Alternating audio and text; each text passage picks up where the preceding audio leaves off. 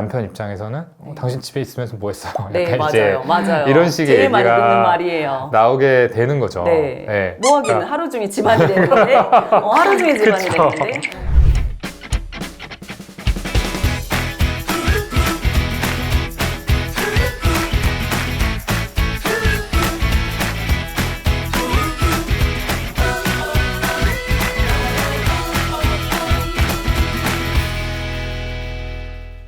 안녕하세요. 저는 유튜브 채널 뇌부자들에서 활동하고 있는 정신건강의학과 전문의 오동훈입니다. 지난번 살림 자랑에 출연했던 미니멀 안곰입니다. 만나서 반갑습니다. 반갑습니다. 반갑습니다. 이번 편은 주부님들이 좀 궁금해할 만한 그런 내용을 여쭤보려고 합니다. 네. 저는 40대 초반이고요. 지금 살림을 시작한 지 12년 차 정도 됐어요. 살림을 하면서 제 자신이 좀 우울해지는 그런 지점들이 생기더라고요. 예를 들면 산후 우울증이라든지 아니면 육아로 오는 그런 우울증이라든지 맞아요. 또 경력 단절에 관련된 또 우울증도 좀 오기도 하더라고요. 정말 많이들 좀 말씀을 듣게 되는 주제들입니다. 네네. 그래서 저처럼 이렇게 나이대별로 주로 어떤 상담을 받으러 오시는지 궁금합니다. 아무래도 이제 여성분들이 더 많이 병원을 찾아오시는데요. 뭐 젊으신 분들은 이제 보통은 남편과 라이프 스타일의 좀 차이라든지 좀 새롭게 이제 가족이 된 시댁 식구들과의 뭐 갈등 문제들, 가정과 어떤 커리어 이런 것들을 주로 좀 얘기들을 많이 하시게 되시고 출산을 하게 되면은 이제 아이를 키우는 과정에서 좀 힘듦을 많이 얘기를 하시는 것 같아요. 나이가 들어가면은 독립된 존재로서 이제 아이와 관계 맺음을 해야 되는데 그 과정에서 힘들어하시는 경우들이 굉장히 많더라고요.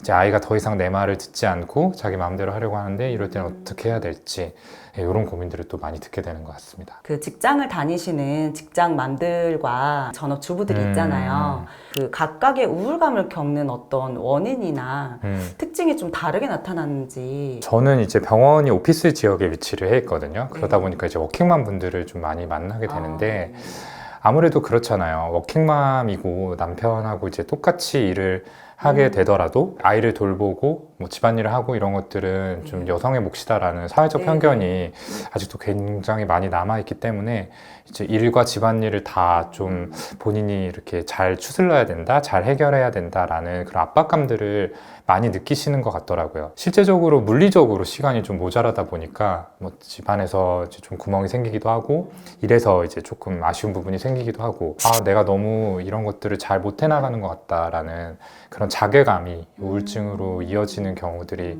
참 많이 있는 것 같고요. 전업주부분들 같은 경우에는 이제 조금 다른데 본인의 삶을 우선시하기보다는 이제 남편이나 아이 위주로의 생활이 돌아가는 경우들이 많잖아요. 뭔가 나 자신의 성취라는 부분에서 어떻게 좀 할 수 있을까를 고민들을 많이 하시는 것 같고요. 가사노동이라는 게 굉장히 힘든 일이고 굉장히 가치가 있는 일임에도 불구하고 어떤 유형적인 보상을 받을 수 있는 성질의 것들이 아니다 보니까 그런 부분들에서 좀 노력을 인정받지 못하는 거에 있어서 또 힘들어하시는 경우들도 많이 있는 것 같습니다. 맞아요. 이렇게 집안일을 하루 종일 했는데도 어떤 이렇게 보수가 떨어지는 게 아니잖아요. 그러니까요. 그러다 보니까 내가 오늘 제대로 한 게 맞나?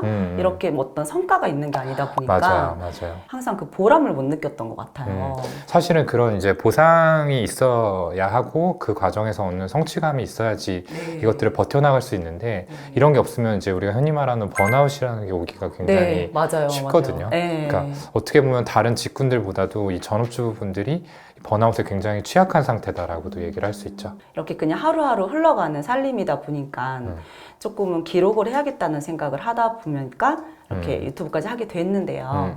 약간 번아웃이 오는 듯한 그런 느낌을 받아요. 이럴 때 어떻게 해결해 나갈 수 있을까요? 직장 생활 하시는 분들한테는 뭐 일시적으로라도 좀 휴가를 다녀오시거나 너무 좀 증상이 심한 상태다라고 하면은 뭐 휴직을 좀 하시면서 다시 한번 좀 생활을 추스를 수 있도록 그렇게 말씀을 드리는데요. 전업주부분들 같은 경우는 참 그렇게 하기가 쉴 수가 없잖아요. 어렵죠. 집안일을 계속 돌아가니까. 맞아요. 그래서 적어도 뭐 길지 않더라도 좀 규칙적으로 내가 좀 나를 위해서 쓸 수 있는 시간을 확보해 놓는 게 굉장히 중요한 것 같아요. 그 시간만큼은 이제 뭐 누구를 위해서도 아니고 해야 될 일을 하는 것도 아니고 그냥 나 자신을 케어하는데 쓰는 거죠. 내가 좋아하는 일들을 하면서. 살아온 환경이 좀 다르다 보니까 이제 육아를 뭐 바라보는 가치관이나 살림을 보는 그런 시선이 좀 다르게 느껴졌어요. 남편이랑 이렇게 틀어지는 경우에는 보통 좀 구체적인 사례가 어떤 게 있는지. 제일 대표적인 게 이제 뭐 집안일이나 육아 분담의 문제가 아닐까라고 생각을 해요. 네네. 그러니까 누가 더 뭐 많이 하느냐, 당신은 왜 이것도 안 도와주느냐, 뭐 이런 식의 트러블들을 제일 많이 좀 듣게 되는 것 같습니다. 제 얘기를 좀 해보자면은 저도 의사하고 저희 아내도 의사거든요.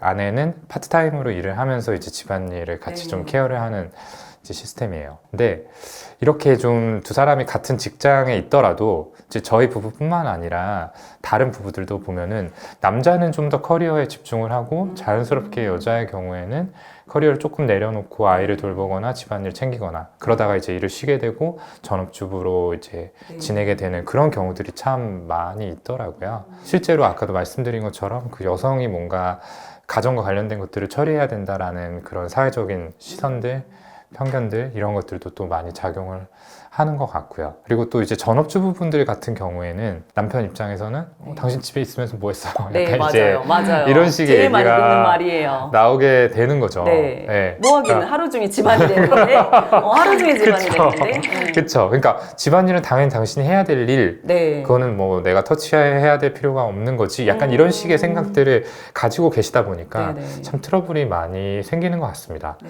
근데 남편분들 그리고 또 저도 한 사람의 남편으로서 좀 입장을 대변을 해보자면은 이게 정말 하기 싫어서 막 피하고 싶은 마음에 요리조리 막 빠져나간다라기보다는요. 남자들도 어쨌든 밖에서 이제 일들이 많고 네, 그걸로 이제 지쳐서 집에 오면은 아, 이것까지 좀 해야 될까? 좀 쉬고 싶다라는 그런 마음이 드는 경우들이 많은 것 같아요. 그래서 좀 더 그런 식의 어떤 이야기와 행동들이 나가지 않을까라는 생각이 들고요. 네.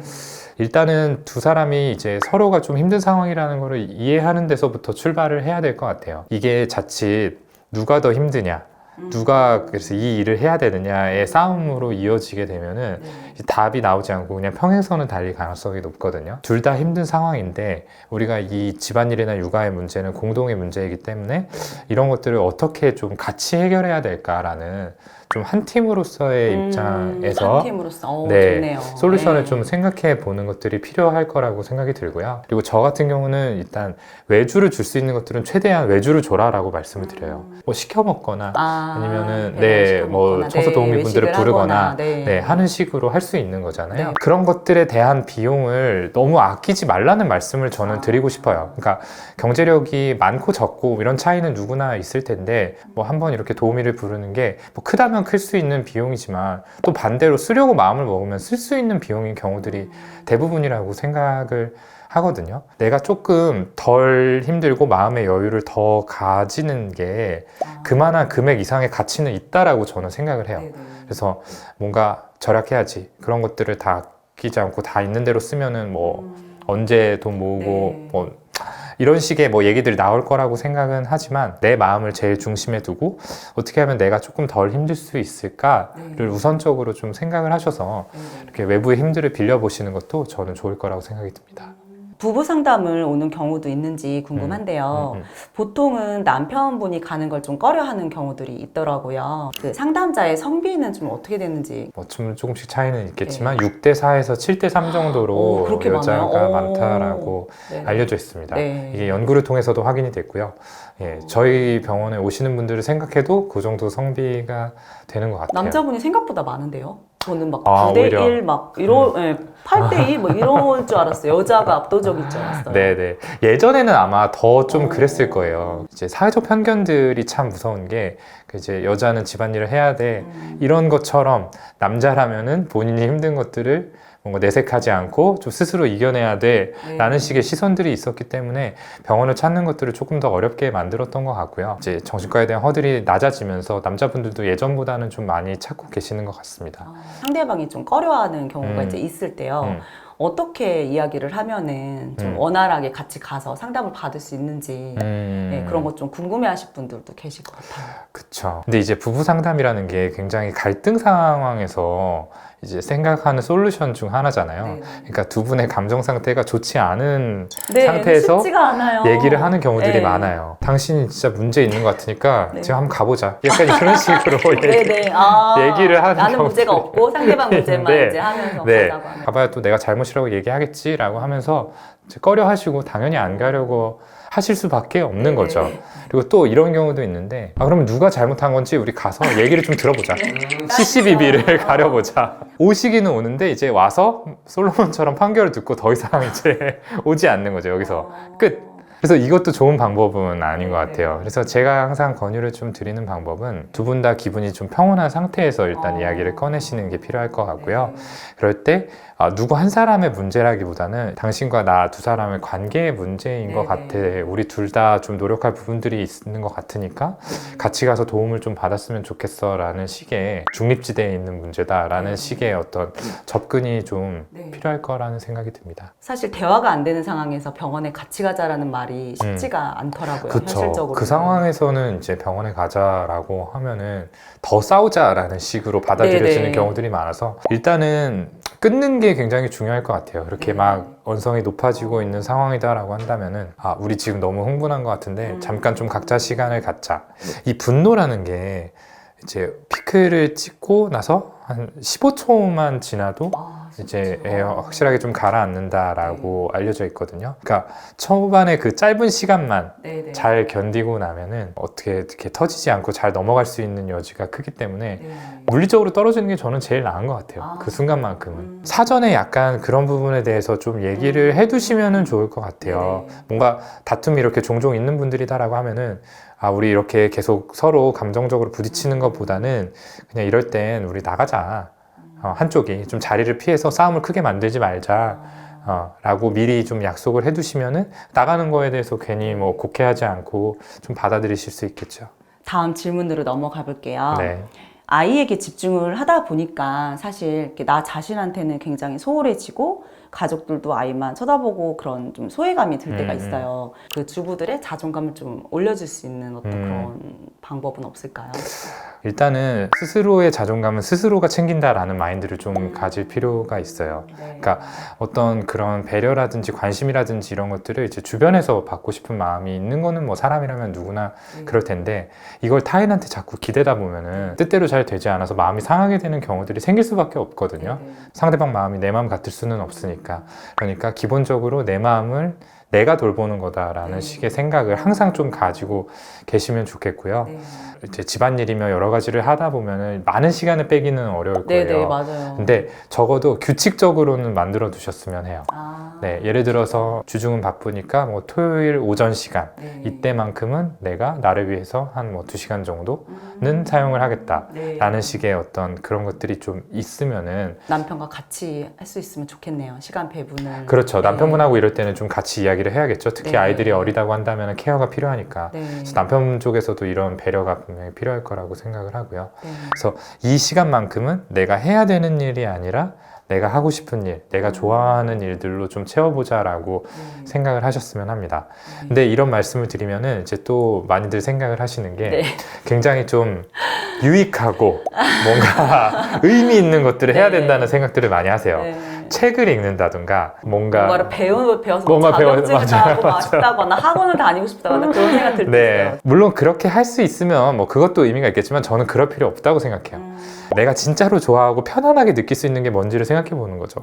그냥 뭐 커피 마시면서 그냥 멍 때리고 핸드폰 보는 거 이런 거 될 수 있겠고요. 그냥 좋은데요? 네, 주중에 뭐 못 본 뭐 드라마라든지 뭐 웹소설 웹툰 요즘에 많으니까 그런 것들 보면서 그냥 나만의 방해받지 않는 시간을 즐기는 거 네, 이런 것들도 너무너무 좋아요. 그런 방식에 너무 구애받지 않았으면 좋겠어요. 내가 또 쓸데없는 일을 하면서 보냈네 라는 식의 생각이 아니라 이 시간을 내가 좋아하는 일을 찾아가지고 보냈어 라는 의도를 가지고 나 자신을 배려를 한 거야 라는 식의 마음을 갖는 게 이 주부분들의 어떤 자존감을 유지하는 데 굉장히 중요한 포인트가 될 거라고 생각을 합니다. 너무 좋은 말씀입니다. 진짜. 네, 진짜.